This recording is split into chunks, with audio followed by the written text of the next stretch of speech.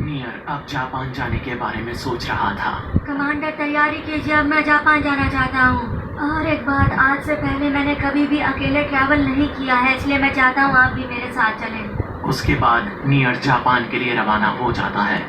मैं अपनी टीम के साथ बैठा था और तभी नियर का फोन आता है। मैं नियर बात कर रहा हूँ, मुझे एल से बात करनी है। हाँ बोलो, क्या बात है? अब तुम हमसे क्या चाहते हो? कीरा को पकड़ने के लिए मैं जापान में आ चुका हूँ। ये जापान आ गया है? और अगर आ गया है तो मुझे क्यों बता रहा है? इसके दिमाग में जरूर कोई खिचड़ी पक रही है। मैं जानता हूँ कि अब तक तुमने कियोमी टाकड़ा से बात कर ली होगी। मैं चाहता हूँ कि तुम उसे एक मैसेज भेजो, उसे बताओ कि एसपीके के मेंबर्स कीरा को पकड़ने के लिए जापान आ चुके हैं। अरे लेकिन उसे क्यों बता रहे हो? मैं चाहता हूँ कि कीरा अपने बिल से बाहर आ जाए। मैं कीरा को उसी के जाल में फंसाऊंगा। तुम मुझे मेरे ही जाल में फंसाओगे? कोई बात नहीं नियर, मुझे तुम्हारा चैलेंज मंजूर है। देखो, अब मैं जापान आ चुका हूँ। और मैं भी जापान में ही हूँ। ये तो बहुत अच्छी बात है, हो सकता है हमारी मुलाकात बहुत जल्द हो। मुझे भी इंतजार रहेगा। मौका मिलता ही हम इस कीरा की कहानी को खत्म कर देंगे। Second L. हाँ बिल्कुल, क्यों नहीं। एल को तो मैंने इस दुनिया से रवाना कर दिया था, लेकिन उसके जाने के बाद भी उसकी कुछ यादें लेकर नियर मेरे पास आ गया था। अब मैं जल्द से जल्द इस मैटर को क्लोज करना चाहता हूँ। मैं नियर से भी वैसे ही छुटकारा पाना चाहता हूँ जैसे मैंने एल से छुटकारा पाया है।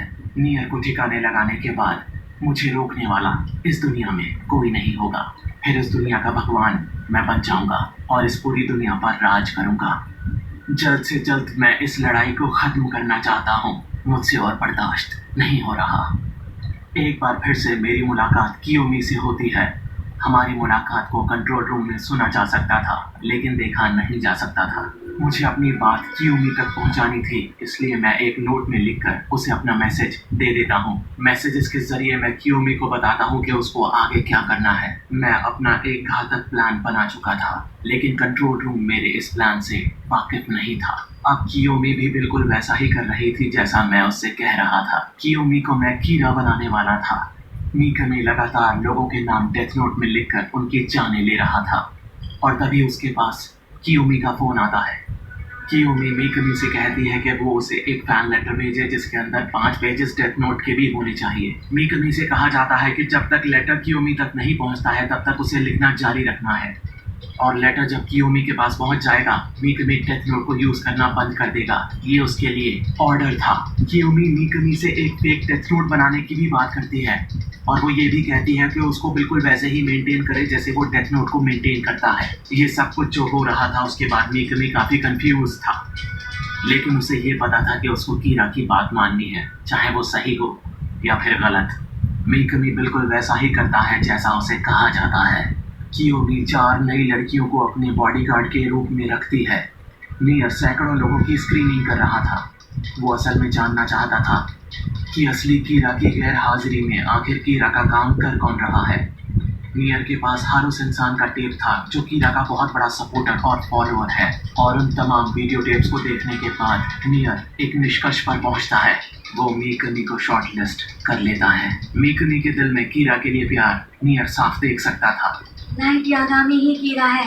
क्या ऐसा हो सकता है कि कीरा की जगह पर फिलहाल मीकमी काम कर रहा हो? ना जाने मुझे ऐसा क्यों लग रहा है कि मैं अपनी मंजिल के बहुत नजदीक पहुंच रहा हूँ। एक लॉबी में कियोमी और मीसा का आमना सामना हो जाता है, और वहाँ पर मीसा उससे कहती है कि लाइट उसे अपने स्वार्थ के लिए इस्तेमाल कर रहा है। मीसा की ये बात सुनकर कियोमी हंस देती है, जिसके बाद मीसा को गुस्सा आता है और वो उसे मारने के लिए पहुंच जाती है, लेकिन एक बॉडीगार्ड मीसा को रोक लेती है।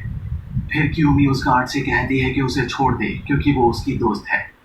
नियर एल को दोबारा फोन करता है। मेरी एक छोटी सी रिक्वेस्ट है, मैं मिस्टर आइज़ोआ से बात करना चाहता हूँ। आइज़ोआ लाइन पर आ जाता है। मैं ये जानना चाहता हूँ कि सेकंड एल और कियोमी के बीच में जो मुलाकातें हो रही हैं उसके वीडियो और ऑडियो को रिकॉर्ड किया जा रहा है ना? आपकी नज़र उस पर बनी हुई है ना? आइज़ोआ इसका जवाब ना में देता है। वो कहता है कि सिर्फ ऑडियो रिकॉर्डिंग हो रही है। अच्छा, तो सिर्फ ऑडियो रिकॉर्डिंग हो रही है। बहुत ही इंटरेस्टिंग बात है। ठीक है, शुक्रिया। एसपीके ने मीकमी के पीछे एक जासूस को लगा दिया था। अब वो उसकी सारी गतिविधियों पर नजर रख रहे थे। जासूस बताता है कि उसकी निगरानी करना बहुत ही आसान है, और मीकमी कोई भी ऐसा काम नहीं कर रहा जिस पर किसी तरह का कोई शक पैदा हो।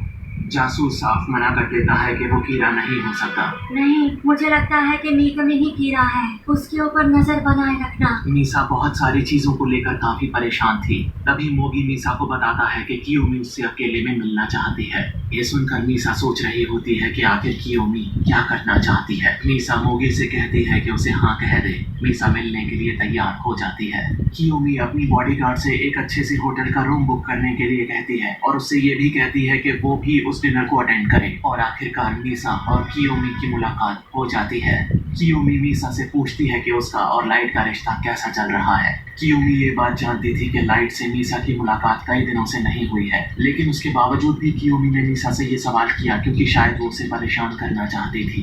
कियोमी का ये बर्ताव देखकर मीसा भी उसे परेशान करने के बारे में सोच लेती है। मीसा कियोमी से कहती है कि पिछले महीने लाइट ने उसे प्रपोज किया था और आने वाले पॉप म्यूजिक फेस्टिवल में वो दोनों एंगेजमेंट करने वाले हैं। कियोमी मीसा से पूछती है कि क्या लाइट उसके इस प्लान के बारे में जानता है, जिसके जवाब में मीसा कहती है बिल्कुल जानता है क्योंकि ये एंगेजमेंट है तो जाहिर सी बात है लाइट को पता होगा।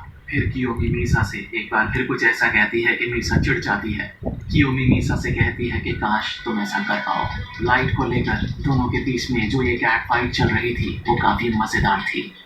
फिर मीसा कियोमी से पूछती है कि अगर उसने ऐसा किया तो क्या वो कीरा से कहकर उसको मरवा देगी, जिसका जवाब कियोमी उसे ना में देती है।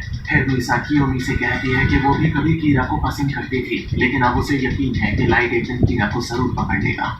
मीसा कियोमी से कहती है कि कीरा बहुत जल्द पकड़ा जाएगा और उसके बाद कियोमी तुम्हें भी ठिकाने लगा दिया जाएगा। ये बात कियोमी को कुछ हजम नहीं होती है।